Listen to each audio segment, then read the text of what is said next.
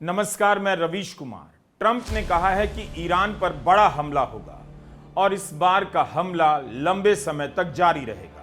And we're hitting them very hard, and it'll continue, and we'll see what happens. But we're knocking out all of their offensive capability. Trump के कहने का क्या मतलब है? क्या इस बार अमेरिका अपने दम पर जंग को बड़ा करेगा या सऊदी अरब से लेकर संयुक्त अरब अमीरात को भी ईरान के खिलाफ जंग में घसीट लेगा, जिसकी शुरुआत सना एयरपोर्ट पर हमले से बताई जा रही है। हम इस पर बात करेंगे वीडियो में आगे, लेकिन पहले बात होर्मुज की, जिस पर नियंत्रण की कोशिश में ट्रंप कई बार फेल हो चुके हैं। होर्मुज के रूट पर ईरान की बिछाई बारूदी सुरंगों से डरकर जब जहाजों ने गुजरना बंद किया, तब ट्रंप कुछ नहीं कर पाए, ना उनकी टेक्नोलॉजी। अमेरिका इन माइंस को आज तक नहीं हटा पाया।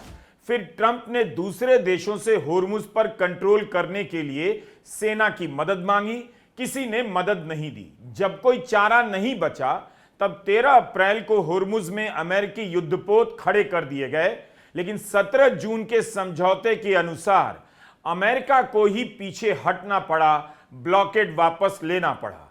ईरान पीछे नहीं हटा, जहां था वहीं रहा। जिस दौरान अमेरिका ने होर्मुज पर नेवल ब्लॉकेड रखा था, तब भी वह ईरान की सहमति के बिना जहाजों को होर्मुज पार नहीं करवा पाया। इतनी बार फेल होने के बाद भी ट्रंप को इस बार क्यों लग रहा है कि होर्मुज पर उनका कंट्रोल हो जाएगा? 10 जुलाई को ट्रंप ने अमेरिकी कांग्रेस को पत्र लिखा कि इस बार हमला इसलिए हुआ क्योंकि ईरान ने होर्मुज से गुजरने वाले कमर्शियल जहाजों पर हमला कर दिया, जबकि समझौते की एक शर्त थी कि ईरान यहां से कमर्शियल जहाजों के लिए सुरक्षित रास्ते का प्रबंध करने का प्रयास करेगा। लेकिन उसने कई न्यूट्रल जहाजों पर हमला कर दिया, जिसके कारण अमेरिका को युद्ध शुरू करना पड़ा है। ट्रंप होर्मुज कर रहे हैं, लेकिन पनामा कैनाल को लेकर उनकी धमकियों को याद करने का समय आ गया है। कब से पनामा कैनाल को नियंत्रण में लेने की बात ट्रंप और उनके सहयोगी समर्थक कर रहे हैं, आज तक नहीं ले पाए। कितनी बार ट्रंप ने धमकी दी कि पनामा कैनाल पर चीन का दबदबा हो गया है। पनामा ने चीन को भाव देकर शर्तें तोड़ दी हैं। इसे बनाने में पैसा अमेरिका का लगा, तो कंट्रोल भी अमेरिका का होना चाहिए। एक समय मीडिया में खूब पनामा कैनाल की चर्चा हुआ करती थी, उसका इतिहास छपा करता था, इन दिनों गायब है। इसी तरह ग्रीनलैंड पर कब्जे को भी ट्रंप भूल चुके हैं।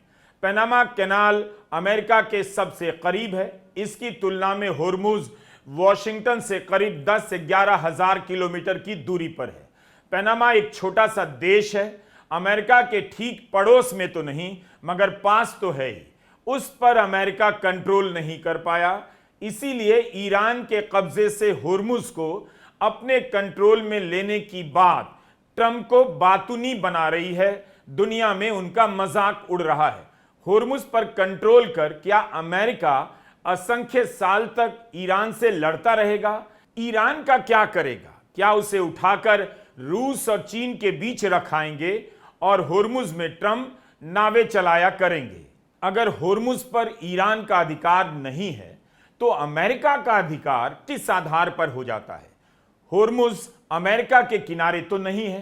ट्रंप ने अपने इस पोस्ट में लिखा है कि होर्मुज से गुजरने वाले मालवाहक जहाजों से अमेरिका 20% की दर से टोल वसूलेगा। ईरान के अलावा सभी देशों को यहां से जाने की अनुमति होगी और हम उन्हें सुरक्षा देने के लिए फीस लेंगे।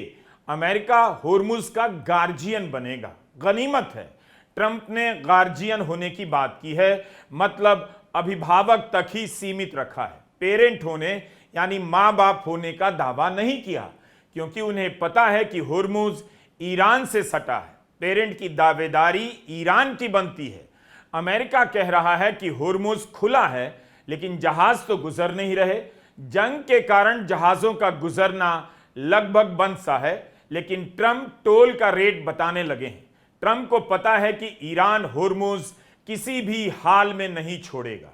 ट्रंप के इस बयान पर ईरान के विदेश मंत्री अब्बास अराकची का ट्वीट आया है कि ट्रंप बिल्कुल सही बात कह रहे हैं, जो भी होर्मुज में सुरक्षा मुहैया करवाता है उसे इसके पैसे मिलने ही चाहिए। ईरान हमेशा ही होर्मुज का गार्डियन रहा है और हमेशा रहेगा, लेकिन 20% फीस बहुत ज्यादा है, हम उचित दर पर चार्ज करेंगे। ईरान जंग के साथ साथ जवाब देने में भी अमेरिका पर भारी पड़ जाता है। दुनिया के देशों के पास दो ही विकल्प हैं, पहला कि ईरान होर्मुज में फीस लेगा और दूसरा कि अमेरिका होर्मुज में फीस लेगा। तो होर्मुज से मुफ्त गुजरने की बात अब खत्म हो जाती है। किसी भी देश या कंपनी के पास विकल्प नहीं बचता है कि होर्मुज से बिना पैसा दिए अपने टैंकर ले जाए। यह बात ट्रंप के भी खिलाफ है, जो कुछ दिनों पहले तक कहा करते थे कि होर्मुज से आवाजाही फ्री होगी।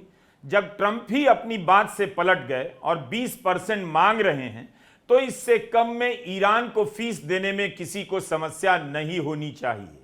अराकची की बात का यही मतलब है।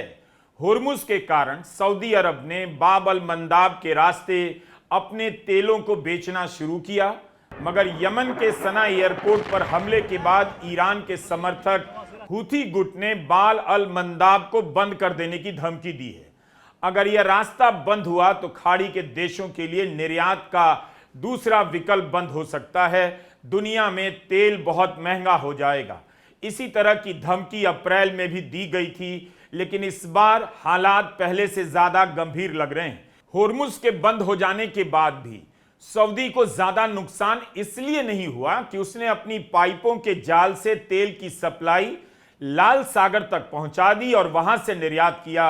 हूथी ने भी नहीं रोका, लाल सागर तक सऊदी के तेल को जाने दिया। अगर इस बार हूथी ने बाब अल मंदाब पर रोक लगा दी तो सऊदी अरब के लिए होर्मुज और लाल सागर दोनों रास्ते बंद हो जाएंगे। हूथी ने धमकी दी है कि रास्ता बंद हुआ तो तेल के दाम $200 तक चले जाएंगे। अमेरिका के टैक्स पेयर के नाम खुला ट्वीट किया है कि आपका आपराधिक प्रशासन सऊदी अरब का इस्तेमाल कर इस इलाके में युद्ध करवाता है, लेकिन अंत में कीमत आपको अमेरिकन टैक्स पेयर को ही अदा करनी होगी। तो क्या अमेरिका यमन के बहाने सऊदी अरब को इस जंग में घसीट रहा है? ईरान की संसद में एक बिल पास हुआ है जो होर्मुज पर उसके नियंत्रण को स्थापित करता है। होर्मुज के विवाद ने खाड़ी के देशों का कारोबार ठप सा कर दिया। उनकी मुश्किलें दोहरी हैं, तिहरी हैं। ना तो खुलकर अमेरिका के साथ जंग में उतर पा रहे हैं और ना अपना कारोबार चला पा रहे हैं, ना निवेश आ रहा है। अमेरिका उनकी असुरक्षा को ठीक से समझता है, इसीलिए खाड़ी के देशों की सुरक्षा के बदले उनसे पैसे मांग रहा है। Yeah, I want to be reimbursed because we're protecting a very rich portion of the world. We're spending money.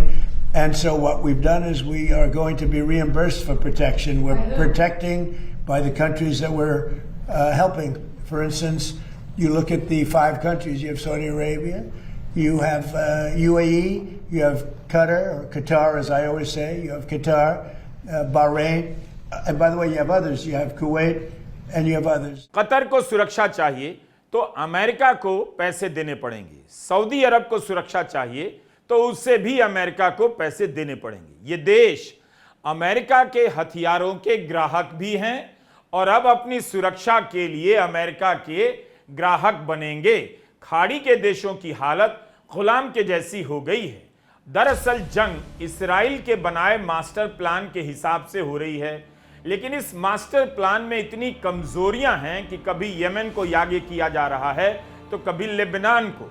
America Israel की जमीन से ईरान पर हमला कर सकता था, मगर खाड़ी के देशों के अड्डों का इस्तेमाल करने लगा। खाड़ी के देश ईरान पर हमला नहीं कर सकते, इसका फायदा उठाकर ईरान वहां अमेरिका के सैनिक अड्डों को तबाह कर रहा है। ईरान ने नेतन्याहू की लिखी स्क्रिप्ट उलट पलट कर दी है। ना अमेरिका को जीतने दे रहा है, ना खाड़ी के देशों को अपने खिलाफ हमला करने दे रहा है। ईरान ने खाड़ी के देशों में नागरिक ठिकानों पर हमले नहीं किए हैं, उन्हीं जगहों पर किया है जहां अमेरिका के सैनिक अड्डे हैं। अमेरिका कब से चाहता है कि सऊदी अरब ईरान के खिलाफ खुलकर जंग में उतर जाए। इसके लिए इस्राइल और सऊदी के रिश्तों को भी बेहतर किया गया। फरवरी के हमले के बाद कई बार ऐसी खबर आई कि सऊदी अरब चाहता है कि अमेरिका इस जंग को अंजाम तक पहुंचाए, ईरान को बर्बाद कर दे। वह अमेरिका के कंधे पर बंदूक चलाना चाहता था, मगर अमेरिका सऊदी अरब के हाथ में बंदूक पकड़ा देना चाहता है। ईरान के प्रॉक्सी को कमजोर करने, मिटा देने की थ्योरी कब से चलाई जा रही है। सितंबर 2024 में हसन नसरल्लाह की हत्या और नवंबर 2024 में लेबनान के पेजर धमाकों में हिजबुल्लाह के कई सैनिकों को मार देने के बाद भी हिजबुल्लाह बड़ी शक्ति है और इस्राइल उनसे आज भी लड़ रहा है। समय समय पर आप देखेंगे जंग की कहानी बदली जा रही है, मैदान भी बदले जा रहे हैं। कभी लेबनान जंग का नया मैदान बन जाता है, कभी यमन। सवाल है कि क्या इस बार खाड़ी के देश ट्रंप के साथ उस बड़ी जंग में शामिल होने का रिस्क उठा पाएंगे? क्या इसकी शुरुआत यमन के सना एयरपोर्ट पर हमले से हो चुकी है?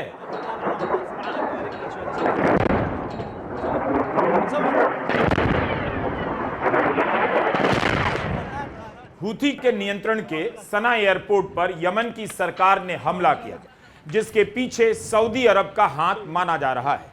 यमन की सरकार कहती है कि ईरान से आ रहे जहाज को सना एयरपोर्ट पर उतरने की अनुमति नहीं थी। इतनी सी बात के लिए एक एयरपोर्ट पर मिसाइलें और ड्रोन दाग दिए गए, बात कुछ जमती नहीं। यह जहाज ईरान से आ रहा था, इसमें हूथी के सदस्य सवार बताए जा रहे हैं जो आयतुल्लाह खामेनेई के जनाजे में शामिल होने गए थे। जहाज उड़ा भी इसी रनवे से था जिस पर यमन की सरकार ने हमला किया। तब क्या यमन की सरकार ने अनुमति दी थी या बिना अनुमति के ही उड़ गया? मूल बात है कि ईरान से आ रहे जहाज को कोई नुकसान नहीं हुआ, क्योंकि उसे हूथी के नियंत्रण वाले होदेदा एयरपोर्ट पर उतार दिया गया। हूथी को बात समझ आ गई कि बिना कारण 4 सालों से सऊदी अरब और हूथी के बीच जारी युद्ध विराम का समझौता ऐसे नहीं तोड़ा जा सकता है। वह समझौता जो संयुक्त राष्ट्र ने करवाया था। इसीलिए हूथी ने सीधा सऊदी अरब के आभा इंटरनेशनल एयरपोर्ट पर हमला कर दिया। जिस जहाज के यमन एयरपोर्ट के रनवे पर उतरने की बात हो रही है, उसे लेकर कई कहानियां चल रही हैं जो बेहद कमजोर लगती हैं। एक कहानी है कि कुछ दिन पहले यही विमान ईरान से आया। इसी में सवार होकर हूथी नेता 3 जुलाई को तेहरान गए, क्योंकि 4 जुलाई से आयतुल्लाह खामेनेई के जनाजे की शुरुआत होनी थी। उस वक्त भी हूथी और यमन की सरकार में तनाव हुआ। सऊदी अरब ने विमान भेजकर ईरान के जहाज को रोकने की कोशिश की। हूथी ने सामना किया और तेहरान के जहाज को उतरने दिया। उस समय हूथी की ओर से कहा गया कि अगर फिर ऐसी कोशिश हुई तो सऊदी अरब के एयरपोर्ट और दूसरे अहम ठिकानों पर हमला होगा। रिपोर्ट आई कि इस जहाज में इलाज के लिए ईरान गए यमनी लोगों को वापस सना भेजा गया। सऊदी अरब का स्टैंड रहा है कि ईरान से आने वाले जहाज में हूथी के लिए हथियार सप्लाई की जाती है, लेकिन अंत में यह सना में लैंड कर ही गया और वापस ईरान भी गया। तो सवाल है कि 3 जुलाई से 13 जुलाई के बीच के 10 दिनों में ऐसा क्या बदल गया कि सऊदी अरब ने यमन की सरकार के हाथों हमला करवा दिया। मीडिया रिपोर्ट से पता चलता है कि पिछले 10 वर्षों में सना और ईरान के बीच हवाई उड़ानें बेहद दुर्लभ हो गईं। सऊदी अरब इन्हें रोकता है क्योंकि उससे डर है कि ईरान हूथी को हथियार भेज सकता है। अगर सऊदी अरब को ईरान से भिड़ना ही है तो छुपकर खेल क्यों कर रहा है? क्या उसे नहीं पता कि इस्राइल ने हिजबुल्लाह को खत्म करने के नाम पर लेबनान में भयंकर बमबारी की, तब भी ईरान पीछे नहीं हटा। समझौते की शर्तों से पहले, साइन करने से पहले इस्राइल को ही पीछे हटना पड़ा। हूथी और सऊदी अरब के बीच तनाव का मामला संयुक्त राष्ट्र की सुरक्षा समिति तक पहुंचा तो अमेरिका ने वही आरोप दोहराए जो सऊदी अरब और यमन ने लगाए थे कि इस विमान से हथियार ट्रांसफर किए गए।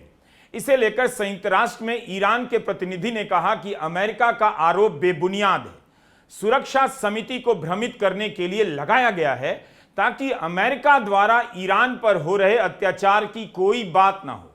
हूथी यमन की बड़ी आबादी का प्रतिनिधित्व करते हैं और ईरान सना के इन अधिकारियों को ही यमन के लोगों का वैध प्रतिनिधि मानता है।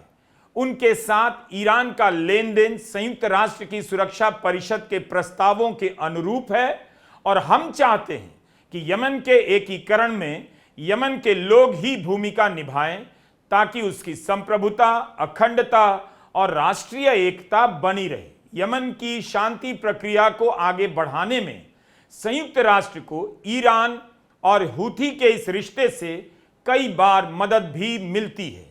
यह सब भी जानना चाहिए क्या प्रोपेगेंडा हो रहा है, ईरान किस तरह से जवाब दे रहा है। यही कारण है कि हमारे वीडियो लंबे हो जाते हैं। जिस तरह से फरवरी के बाद ईरान पर हमले की योजना में होर्मुज नया चैप्टर बनकर आया है, उसी तरह दूसरे दौर की जंग में यमन के पुराने झगड़े का चैप्टर भी खुल गया है। यमन का उत्तरी इलाका हूथी के कब्जे में है और दक्षिणी इलाका यमन की सरकार के कब्जे में। इस सरकार को सऊदी अरब का समर्थन हासिल है, उसके कई नेता सऊदी अरब में ही रहते हैं। तो क्या यमन के एक एयरपोर्ट के रनवे पर हमले के बहाने सऊदी अरब ईरान से भिड़ने जा रहा है? अगर यह कारण है तो इस वक्त बहुत ठोस नहीं लगता। 19 मार्च को मुस्लिम देशों की एक बैठक होती है।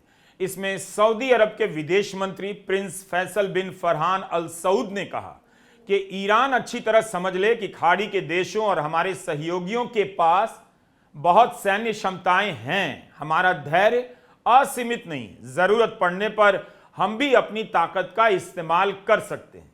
तो क्या सऊदी अरब का धीरज अब जवाब देने लगा है, अपनी ताकत का इस्तेमाल करने के लिए तैयार है?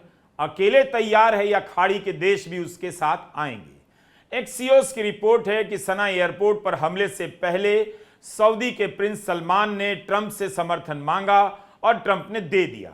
इस्राइल एक बात ठीक से जानता है, अकेला अपने मकसद में कामयाब नहीं हो सकता। इसीलिए ईरान के साथ अपनी दुश्मनी को कई देशों की दुश्मनी में बदल देना चाहता है। अमेरिका को आगे किया ताकि अमेरिका के पिछलग्गू अरब देश ईरान से भिड़ जाएं। इतना आसान भी नहीं। ईरान की मिसाइलें रिफाइनरी पर बरसने के लिए बेकरार है। एक रिफाइनरी को ठीक करने में कई साल लग जाएंगे। क्या सऊदी अरब इसका जोखिम लेकर ईरान से जंग करेगा? यमन में जो आग लगाई गई है उससे खतरा तो पैदा हो गया है, लेकिन अब भी वो दिन दूर लग रहा है। दिक्कत यह है कि खाड़ी के देशों की इस जंग में उनकी कोई मर्जी नहीं, उनका कोई मकसद नहीं। गजा के नरसंहार के समय अरब एकता खोखली साबित हुई। अरब देशों की शक्ति होती तो इस्राइल उनकी परवाह करता। अरब देश फंस गए।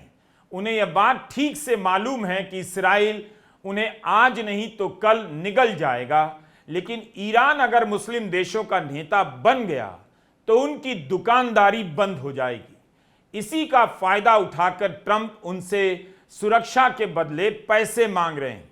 जिधर ट्रंप इन देशों को हाँकते हैं उधर ही ये देश चल पड़ते हैं। जब ट्रंप ने ईरान पर हमला किया तो इन्हीं देशों में अपने बनाए सैन्य ठिकानों का इस्तेमाल किया। पहले इन देशों ने अमेरिका के लिए सैन्य ठिकाने की जमीन देने का नुकसान उठाया, फिर अपने तेल के निर्यात के रास्ते बंद हो जाने का नुकसान उठाया। ईरान के हमले भी झेले, पलटकर हमला भी नहीं कर सके। जब ईरान और अमेरिका ने युद्ध विराम किया, समझौता किया, तो खाड़ी के देशों को आगे आकर स्वागत भी करना पड़ा, यह जानते हुए भी कि ऐसा करने से ईरान इस इलाके में और ताकतवर होता जाएगा। अब जब ट्रंप फिर से ईरान पर हमला कर रहे हैं तो ईरान के निशाने पर कौन है? Kuwait, Jordan, Bahrain, Oman. और अब हमलों के बीच ट्रंप कहते हैं अभी भी डील होने के चांस हैं। You think a deal is still possible? You think they'll return to the Yeah, I think a deal is possible. Sure, I do. Have you reached the conclusion that a negotiated settlement won't be able to happen? No, I never reached that conclusion, but we're hitting them very heavy tonight. कुल मिलाकर खाड़ी के देशों की आर्थिक तरक्की दांव पर लगी हुई है। इन मुल्कों ने दुनिया भर में सुरक्षित निवेश होने का भ्रम फैलाया था। अब पता चल रहा है जिनका स्टैंड क्लियर नहीं होता, ना दुश्मनी ना दोस्ती का, वैसे देश कभी भी निवेश के लिए सुरक्षित नहीं होते। खाड़ी के देश खड्डे में जा रहे हैं। ईरान सोच समझकर अपनी चालें चल रहा है। इसी दौर की दूसरे दौर की जंग में अमेरिका ने लगातार तीसरी रात 5 घंटे तक ईरान पर बमबारी की। कह रहा है और बड़ा हमला करेगा, लेकिन ईरान का जवाबी हमला अमेरिका के सैनिक ठिकानों तक ही सीमित है। वह अपनी ताकत का इस्तेमाल भी कर रहा है और बचा भी रहा है। नमस्कार, मैं रवीश कुमार।